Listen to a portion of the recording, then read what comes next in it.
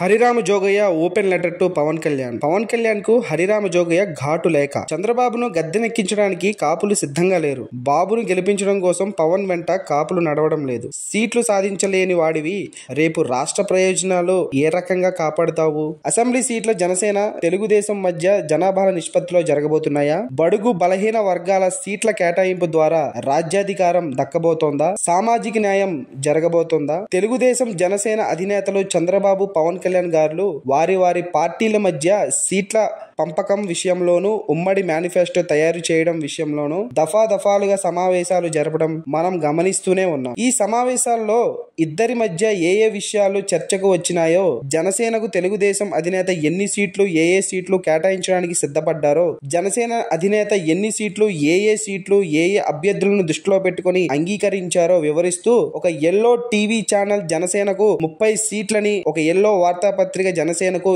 27 సీట్లని బహిరంగ ప్రచురణ చేయడం జరిగింది. ఈ సీట్ల వివరాలు త్వరలో ఎన్నికల నోటిఫికేషన్ తేదీల్లోనూ ఇద్దరు నాయకులు ప్రకటించబోతున్నట్లు వారు ప్రకటించిన వార్తల్లోని విశేషం. ఈ రకమైన ఏకపక్షమైన వార్తలు ఎల్లో మీడియా ఎవరిని ఉద్ధరించడానికి ప్రకటించారో ఆయా పార్టీల శ్రేణులే గ్రహించాలి. స్వాతంత్రం వచ్చిన నాటి నుంచి ఈనాటి వరకు ఒక్క దామోదరం సంజీవయ్య గారు మినహా ఈనాటి వరకు అగ్రవర్ణాల్లో 6% జనాభా ఉన్న రెడ్డి కులస్తులు, 4% ఉన్న కమ్మ కులస్తులు తప్ప 80% ఉన్న మిగిలిన బడుగు బలహీన వర్గాలు వారెవ్వరూ ముఖ్యమంత్రి పదవులు అధిష్ఠించి పరిపాలనా అధికారం చేపట్టిన వారు ఎవరూ లేరు. ఈ రెండు అగ్రకులాల వారు ఆర్థికంగాను రాజకీయంగాను బలహీనులైన మిగిలిన బడుగు బలహీన వర్గాలను ఉపయోగించుకుంటూ తమ చెప్పు చేతల్లో పెట్టుకుని ఆర్థికంగా లబ్ధి పొందుతూ ఆస్తులు పెంచుకుంటూ రాజకీయ లబ్ధి పొందుతున్న మాట వాస్తవం. ఆనాటి నుంచి 25% ఉన్న కాపు తెగల బలిజ ఒంటరి కులస్తులకు, బీసీ కులస్తులకు